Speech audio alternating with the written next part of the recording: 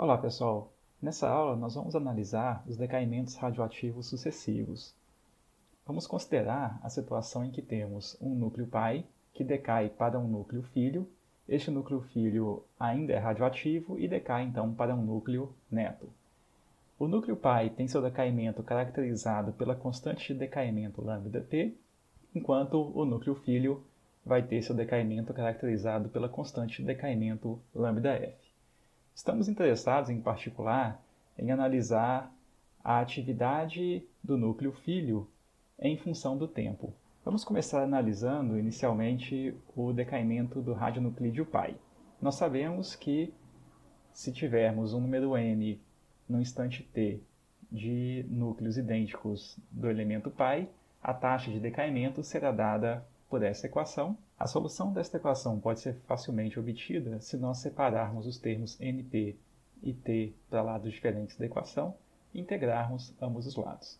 A integral em t será realizada de um instante inicial t igual a zero até um instante arbitrário t, enquanto a integral em np será realizada de um número inicial n0 de núcleos pi até um valor arbitrário np. A solução desta equação nos dá, então, como resultado, np igual a n0p e elevado a menos lambda-p vezes t. De onde concluímos, então, que o número de núcleos pi diminui exponencialmente com o tempo de acordo com a constante de decaimento lambda. Podemos multiplicar ambos os lados pela constante np para obtermos a equação em termos da atividade do núcleo pi. Lembrando que o produto lambda vezes n nos fornece a atividade deste elemento, então nós ficaríamos com a atividade do pi igual à atividade inicial da amostra vezes e elevado a menos lambda-p vezes t. Esta expressão, então, nos fornece a atividade do elemento π em função do tempo. Graficamente, nós vemos, então, que a atividade do núcleo π decresce exponencialmente com o tempo, e nós podemos definir o tempo de meia-vida do núcleo π a partir do intervalo necessário para que a atividade reduza a metade de seu valor inicial. Vamos analisar agora a variação temporal do número de núcleos filho. Esta variação será dada por uma taxa de produção, já que ele é produzido a partir do decaimento do núcleo pi, e também uma taxa de decaimento próprio, uma vez que ele possui a sua própria constante de decaimento. Então, nós podemos identificar o termo lambda-p np como uma taxa de produção. Observe que este é justamente o termo que corresponde ao decaimento do núcleo pi. Entretanto, na equação do núcleo filho, este termo entra como um fator positivo, uma vez que ele tende a produzir um aumento do número de núcleos filho. Por outro lado, nós temos o decaimento do núcleo filho. E observe que este termo ele é negativo, uma vez que ele se refere à desintegração do núcleo filho. Podemos reescrever esta equação colocando os termos referentes ao núcleo filho de um lado da igualdade e o termo referente ao núcleo pi do lado oposto. Então, nós obtemos a equação dessa forma. Observe que nessa equação nós já substituímos o termo np pela solução que havíamos obtido na equação do decaimento do pi, uma vez que nós conhecemos como a função np se comporta. A solução desta equação diferencial, então, nos fornece a dependência de nf com o tempo. Você pode resolver esta equação usando os métodos tradicionais de cálculo. Entretanto, existe uma forma mais simples de resolvê-la se nós reescrevermos de forma um pouco diferente. Nós iremos fazer isso multiplicando todos os termos da equação pelo termo e elevado a lambda-f vezes t. Então, nós obtemos esta equação, onde todos os termos foram multiplicados pelo mesmo fator, e observe que nós já agrupamos aqui no expoente o fator lambda-f menos lambda-t, que estão multiplicados pelo fator comum t. Se observarmos essa equação, este termo destacado ele é igual à derivada com relação ao tempo do fator e elevado a lambda-f vezes t. Então, nós vemos que esse lado esquerdo, nós temos a função e elevado a lambda-ft, vezes a derivada de uma segunda função nf, mais a derivada da primeira função, e a lambda-ft, multiplicado por nf. Esta operação, então, corresponde à derivada do produto das duas funções, de forma, então, que nós escrevemos a equação diferencial dessa forma. Vamos, então, definir o produto das duas funções nf e elevado a lambda ft como uma função y. A equação, então, que nós obtivemos acima pode ser escrita de uma forma bastante mais simples, como sendo dy dt igual a lambda p n0p e elevado à diferença das constantes de decaimento vezes t. Podemos, então, passar o diferencial dt para o outro lado da equação, e nós ficamos, então, com dy igual a todo aquele termo vezes dt. Podemos integrar agora os dois lados da equação.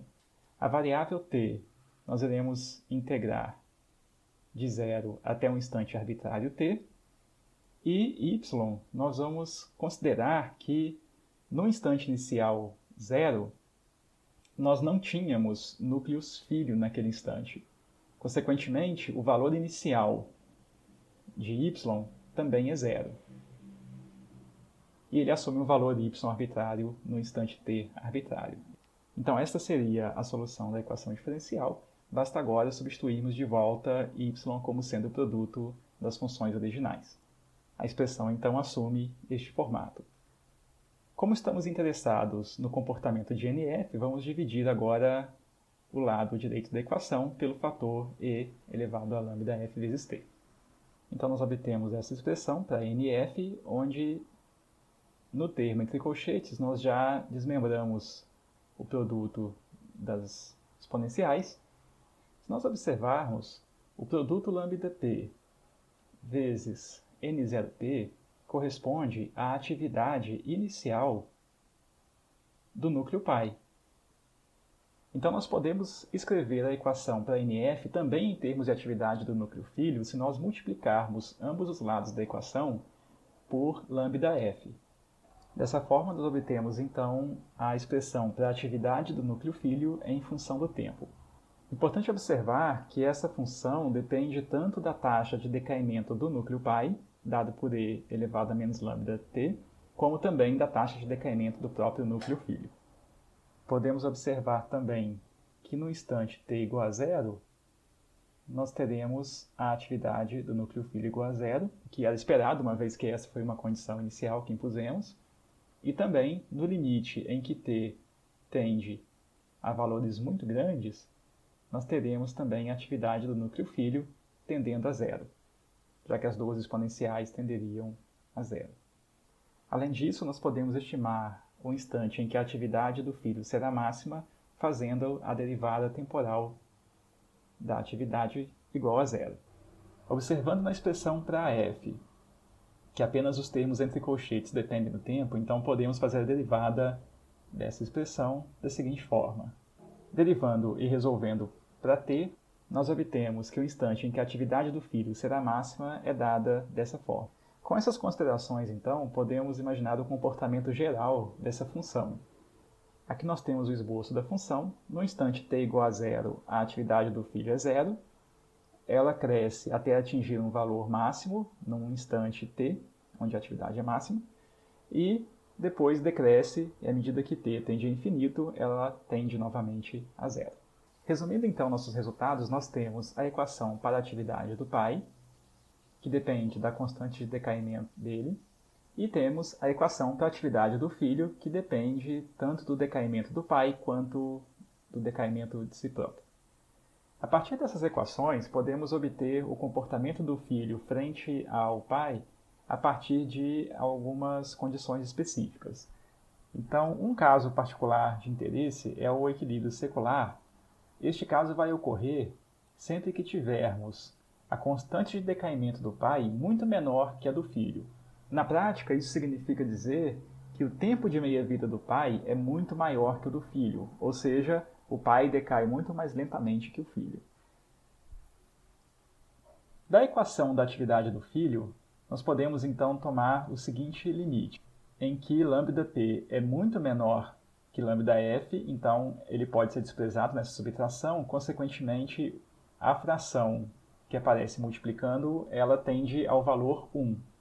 Além disso, se λp é muito menor que λf, esse segundo termo da exponencial negativa se extingue muito mais rapidamente que a exponencial que depende de λp.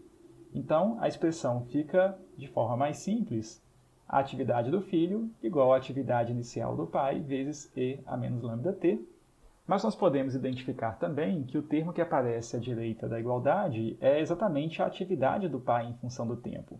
Então, nossa conclusão é que a atividade do filho se iguala à atividade do pai à medida que o tempo passa.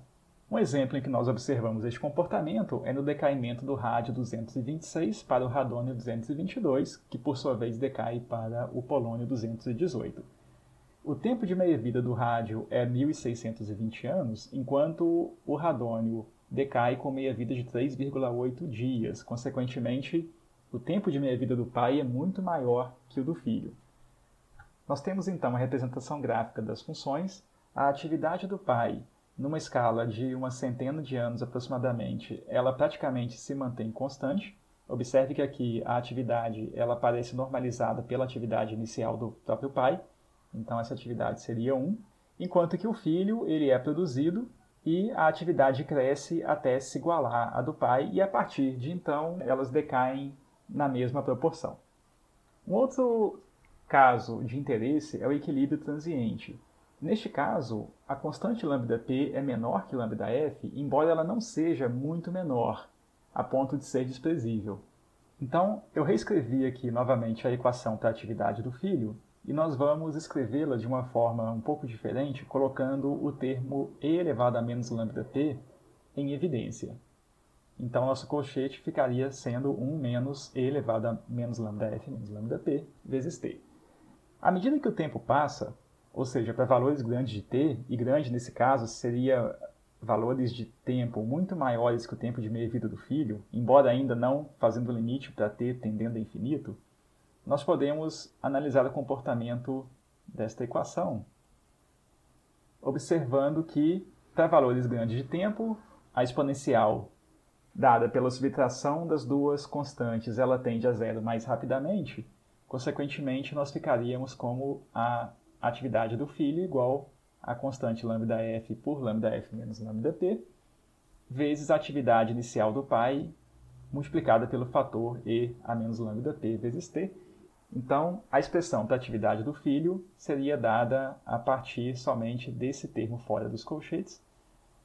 E se nós identificarmos que este termo A0p e a menos lambda-p vezes t é a atividade do pai em função do tempo, então nós concluímos que, no equilíbrio transiente, a atividade do filho fica proporcional à atividade do pai, embora eles não atinjam a mesma atividade. A atividade do filho seria maior que a atividade do pai no equilíbrio. O exemplo que nós podemos citar seria o decaimento do telúrio 132 para o iodo 132, que decai para o xenônio 132. A meia-vida do telúrio é de 77 horas, enquanto a do iodo é de 2,3 horas. Então, se observarmos, a meia-vida do pai é maior que a do filho, embora não é várias ordens de grandeza maior a ponto de uma ser desprezível próximo à outra. O gráfico, então, nos mostra o comportamento das atividades do pai e do filho. Então, nós vemos o decaimento do telúrio 132, com a meia-vida de 77 horas, e nós vemos a atividade do filho, que cresce até um valor máximo e depois vai decaindo. E se observarmos a proporção entre as curvas, vemos que a distância entre elas se mantém sempre constante. Se fizermos a razão entre a atividade do filho e a do pai a partir da situação de equilíbrio, então veríamos que a proporção é sempre a mesma. Por fim, o último caso de interesse seria quando a constante lambda-p é maior que lambda-f. Neste caso, então, nós teríamos um tempo de meia-vida para o pai menor que o do filho, ou seja, o pai se extingue mais rápido que o filho. Reescrevendo aqui, então, a equação para a atividade do filho e colocando na mesma forma como fizemos para o caso do equilíbrio transiente, nós observamos que agora, como lambda-f é menor que lambda-t, isso significa que a exponencial é elevada a um fator positivo, ou seja, a atividade do filho e a atividade do pai não atingem uma proporção constante em função do tempo. A diferença entre elas cresce com o tempo. Nós vemos um exemplo desse comportamento no caso do decaimento do telúrio 131 metaestável, cuja meia-vida é de 25 minutos, para o iodo 131, cuja meia-vida é de 8 dias. Então nós vemos a representação gráfica das atividades. A atividade do pai, representada pela linha vermelha, decresce com o tempo. O filho atinge uma atividade máxima e a partir de então decresce também, embora nós vemos que o decaimento do telúrio ocorre mais rapidamente que o decaimento do iodo 131.